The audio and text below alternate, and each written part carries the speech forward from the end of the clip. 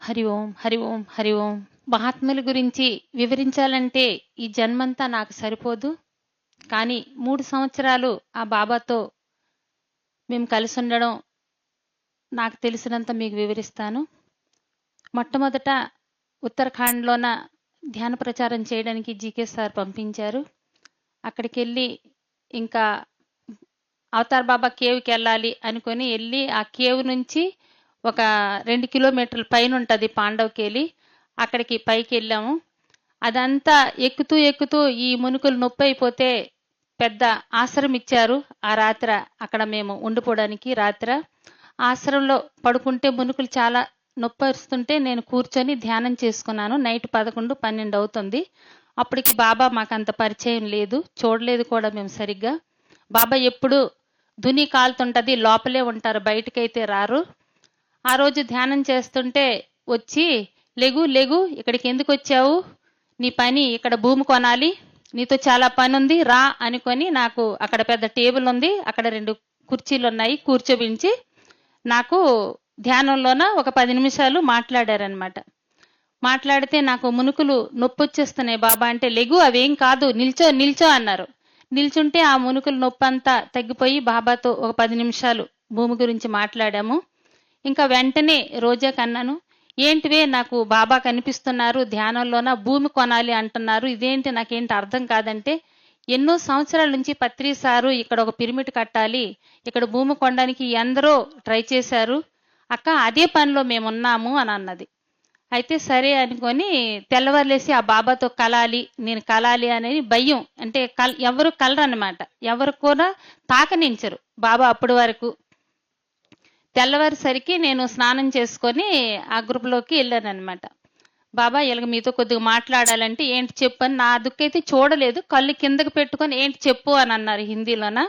ఇలాగిలగా మీరు రాత్రి నాకు ధ్యానంలో జటలు సాగుతుంటూ సాధు వస్త్రాలు వేసుకుంటూ ఇలా నడుచుకుంటూ వచ్చారు బాబా, ఈ 3 విషయాలు చెప్పారంటే దాన్ని నెమరు వేస్తుండు అని అన్నారు. అంటే బాబా నాకు అర్థం కాలేదంటే, ముందుకు నీకు అర్థమవుతుందిలే, ఇక్కడ 2 రోజులు ఉంటావు కదా అన్నారు. అప్పటికి నేను అక్కడ ఉంటానని కూడా తెలియదు, ఇక్కడ 2 రోజులు ఉంటావు కదా నీకే అర్థమవుతుందిలే అన్నారు. మళ్ళీ వచ్చి రోజాతో ఎలాగంటే, అక్క మనం కొంటాం కదా, బాబా ఎంత బాగా చెప్తున్నారు, బాబాకి పట్టుకుంటే మనకి స్థలం అవుతుందిలే అన్నారు. ఇంకా తెల్లవారులేసి మళ్ళీ అక్కడ సాధన చేసుకొని బాబాతో కలిస్తే, పలానా వ్యక్తి దగ్గరికి వెళ్ళారని అంటే మీకు అతను భూమి ఇస్తారు, అతను రైతు అని చెప్పారు. ఆ రైతుకు పట్టుకోవడానికి కనీసం 10 రోజులు మేము అక్కడ ఆ అడవిలో ఎనికామనమాట. ఆ రైతు ఆ కొండల్లోన ఎక్కడ దొరుకుతారు, 10 రోజులు వాళ్ళు పేరు అంతా కనుక్కునేసరికి అలాగా చాలా గడ్డి ఉంది, ఒక అరాకర భూమి. అందులోన ఇంకా కూర్చొని ఇంకా మరి నా వల్ల కాదు, నేను ఎక్కడ ఎనుకుతాను, ఈ కొండల కొలుగోల్లోనే నేను ఎంత తిరుగుతాను, అదొక మాయలాగా, ఎప్పుడు కలుస్తాను ఎప్పుడు కొంటాను, అదే ఇంకా నాకు వేరే ఆలోచన అయితే రాలేదు. ఇంత ఎత్తు గడ్డి ఉంది, ఆ గడ్డిలో కూర్చొని ఇంకా ధ్యానం చేసుకొని కూర్చున్నాను. 11, 12 అవుతుంది. అక్కడ సూర్యుడు అయితే సమానంగా కనిపించరు, ప్రతిరోజు ఉదయిస్తారు కానీ మనకు కనిపించరు అనమాట. ఆ రోజు రోజా అంది, నేను ఇంకా నా వల్ల కాదు, నేను పైన కూర్చుంటాను అక్క అని పైన కూర్చుంది. ఇంకా అక్కడ కూర్చొని ధ్యానం చేస్తుంటే దివాన్ సింగ్ అని అతను సూర్యకిరణాలు ఒకేసారి 1000 కిరణాలు అలాగ ఉదయిస్తూ క్రాంతితో అదంతా వెలిగిపోయిన శరీరం అంతా వేడెక్కింది. ఆహా భాస్కర, నేను వెనకలేకపోతున్నాను, ఆ రైతుని నువ్వే తీసుకురావాలి, నా వల్ల కావడం లేదు అనుకుంటే కర్ర పట్టుకుంటూ గేదెలు తోలుకుంటూ, ఎవరు నువ్వు, ఇక్కడ ఎందుకు కూర్చున్నావు, నువ్వెవరు అని గట్టిగా గదిమి, అంటే ఇలాగ మీ భూమి కొనడానికి వచ్చానన్నాను, నువ్వెవరు నా భూమి కొనడానికి అని కర్ర ఇలాగెత్తారనమాట. అక్కడ ఏం జరిగిందో తెలీదు, 10 నిమిషాలు అతని కళ్ళులో కళ్ళు పెట్టి ఏం వాక్యాలు అయితే వచ్చాయో నాకు తెలీదు, కర్ర దించి తిన్నావా అని అడిగారు. తినలేదు బాబా, ఇప్పుడు 10 రోజులైంది మీకే తిరుగుతున్నామంటే వాళ్ళ ఆవిడని గట్టి కేక్ పెట్టి, పిల్లలు వచ్చారు వంట చెయ్యి అన్నారనమాట. ఇంకా వాళ్ళ ఆవిడ వంట చేస్తే మా ఇద్దరికి తీసుకెళ్ళి, మా ఇద్దరితో పాటు ఒక ఇద్దరు వచ్చుంటారు, నలుగురు వెళ్తే రొట్టెలు చేసి నెయ్యి, ముద్దపప్పు, సరసోల కూర అమ్మ కడుపు నిండా భోజనం పెట్టింది. ఇంకా అప్పుడు నుంచి బాబా మనకి ఎక్కడైతే ఆ భూమి ఉందో ఆ భూమిని చూపించడము, బాబా ఆ కొండ దిగి రావడము చెప్పారనమాట. 2 రోజులు పోతే నేను వస్తాను, మీరు ఆ భూమి దగ్గరికి రండి, రైతు దొరికారు కదా అన్నారు. మేము అక్కడికి వెళ్ళాం, బాబా గారు రాలేదు. 2 రోజులు ఆ కొండల్లో తిరిగాం, అయినా రాలేదు, స్విచ్ ఆఫ్ అయిపోయింది మొబైల్, అక్కడ ఛార్జర్ లేదు. మరి బాబాకి మాటలు ఎలాగవుతాయి, బాబా ఎలాగొస్తారు? 2 రోజులైంది, స్నానం లేదు, భోజనం లేదు, అడవులో తిరుగుతున్నాము, ఏం చేస్తాము? పిచ్చిలాగా అయిపోయి మళ్ళీ కూకూచినాకి ద్వారాహాట్కి 18 కిలోమీటర్లు, వెహికల్ కూడా సరిగ్గా వెళ్ళవు. మరి మనకి వెళ్ళడానికి కూడా ఏంటి లేదు కదవే అంటే ఏంటి చేస్తాము, పద వెళ్ళిపోదుమా అనుకొని మళ్ళీ మేము వచ్చేస్తున్నాము. అక్కడ జోసి హోటల్ అని ఉంది, కొద్ది ఛార్జర్ పెడితే ఇలాగ 2 పాయింట్లు ఎక్కితే బాబా ఫోన్ చేశారు, ఏం చేస్తున్నారని. ఆయుస్ వచ్చినట్టు వచ్చింది. బాబా మీకే ఎదురు చూస్తున్నాము. ఎక్కడ ఎదురు చూస్తున్నారని అంటే కూకూచీలాలోన. అంటే అక్కడే ఎదురు చూస్తున్నారు, ఇక్కడికి రారా బాబా? మాకు తెలీదు, కొండ ఎక్కలేకపోతున్నామంటే ఒక హిమాలయ యోగికి కిందకి దించాలనుకుంటున్నారు కానీ మీరు పర్వతాలు ఎక్కరా, నాకు కిందకి దిస్తారా అన్నారు. కాదు బాబా, మా వల్ల కావడం లేదు, ఆకలి, కొండ ఎక్కలేకపోతున్నాము. సరే సరే 2 నిమిషాల్లో వస్తాను అన్నారు. మీరు ఎక్కడున్నారంటే పాండవకేలిలో ఉన్నాం. మినిమము పాండవకేలి ఎక్కాలంటే 4 గంటలు అవుతుంది. సరే అని జోసి హోటల్ నుంచి అక్కడికి ఇక్కడ నుంచి అంత దూరమే అవుతుంది అనమాట. మీరు రండి, నేను వచ్చేస్తాను అన్నారు. ఇంకా రావే రావే వస్తున్నారని మేము మొబైల్ పట్టుకొని తొందరగా అక్కడ ఒక శివలింగం ఉంది, అక్కడ కూర్చున్నాం. కళ్ళు మూసుకొని ధ్యానం చేస్తున్నాం. సరేలే ఈ 2 రోజులు మనం తిరిగాం కదా, బాబా వస్తున్నారని. ఇలా కళ్ళు మూసుకున్నారమ్మ, మేము కూర్చుకొని ధ్యానం చేస్తున్నాము. కళ్ళు ఆటోమేటిక్ తెరిచేసరికి నా ఎదురు నిల్చున్నారనమాట. ఈ మొబైలు ఈ టవల్ ఉంది, ఇలా గిసిరేసి ఏవే ఏవే ఏవే బాబా వచ్చేసారు అన్నాను. అంటే 4 గంటలు దారిలోన 2 నిమిషాలకి కళ్ళెదుట ప్రత్యక్షం అయిపోయారు అనగానా ఎంత ఇది వచ్చేసారా అని. అలాంటిది ఈ బాబా ఇంకా బాబా కలిసి నేను అన్నాను, అక్కడ ఇలా కొంగుతో తుడిచాను అనమాట.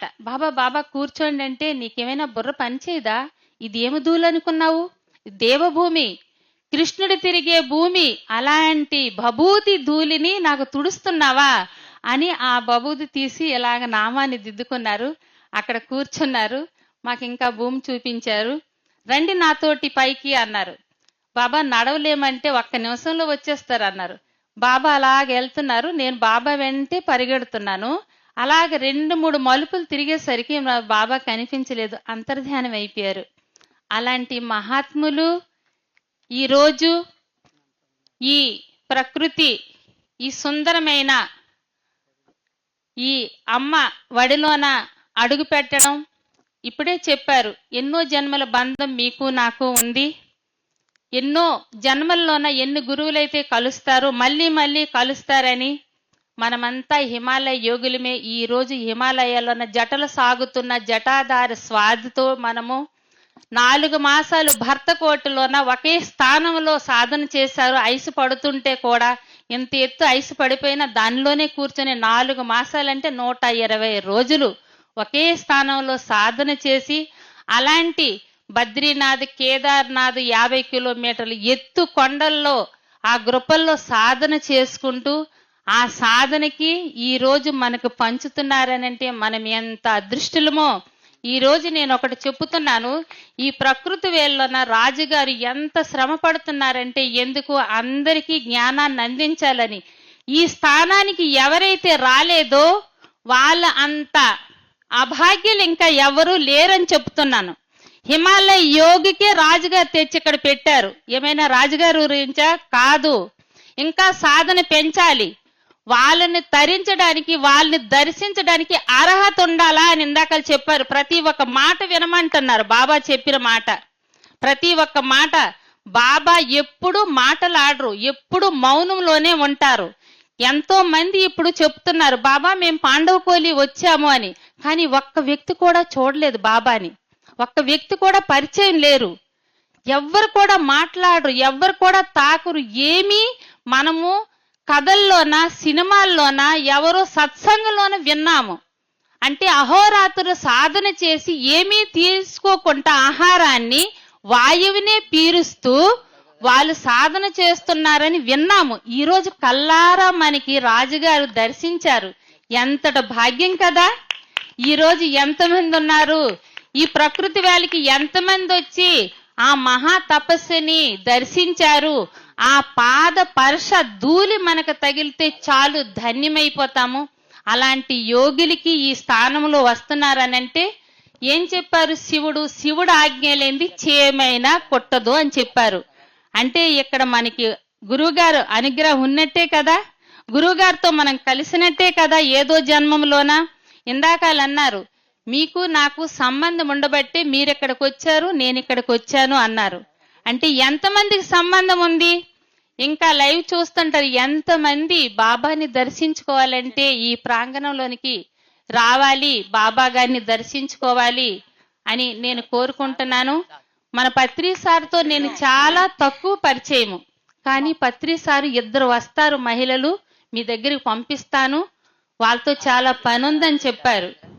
అలాంటి మహాత్ములు సరస్వతి రోజా అంటుంటే ఇక్కడ నా ఒళ్ళు పులకరిస్తుంది. అలాగే మీ అందరూ కూడా అలాంటి యోగుల దృష్టిలో పడాలి అని నేను మనస్ఫూర్తిగా కోరుకుంటున్నాను. సెలవు తీసుకుంటున్నాను ఈ సమయం ఇచ్చినందుకు. Thank you madam, thank you so much. మరి ఒక అద్భుతమైన విషయాలు చెప్పారు. ఇక్కడ ఒక చిన్న విషయాన్ని నేను సరిచేయాలనుకుంటున్నాను. మరి రాలేని వాళ్ళు అదృష్టవంతులు అట్లా ఏం కాదండి. మన పిఎంసి వీటన్నిటికీ గొడ్డలి పెట్టిగా ఎక్కడెక్కడో మారుమూల ప్రాంతాల్లో ఉన్న వాళ్ళకు కూడా ఈ యొక్క సందేశం అందిస్తుంది. వచ్చే వాళ్ళు ఉంటారు, రాని వాళ్ళు కూడా ఉంటారు. కానీ మరి అట్లాంటి ప్లేసెస్ కి కూడా మన పిఎంసి తీసుకెళ్తుందంటే మరి ఎంత అద్భుతమైన విషయము. మన పిఎంసికి మన కృతజ్ఞత తెలియపరుచుకుందాం. ఇక్కడ ఉన్న వాళ్ళు మరి అదేంటి స్వయంగా స్వామీజీని చూస్తున్నారు, రాని వాళ్ళు మరి ధ్యానంలో దర్శిస్తున్నారు, అట్లాగే పిఎంసితో ఇవన్నీ కూడా తెలుసుకుంటున్నారు. Thank you so much. మరి ఇంత అద్భుతమైన అవకాశం ఇచ్చిన బ్రహ్మజీ సుభాష్ పత్రి గారికి, స్వామీజీ గారికి, అలాగే రాయ్ జగపతి రాజు గారికి మన హృదయపూర్వక ధన్యవాదాలు.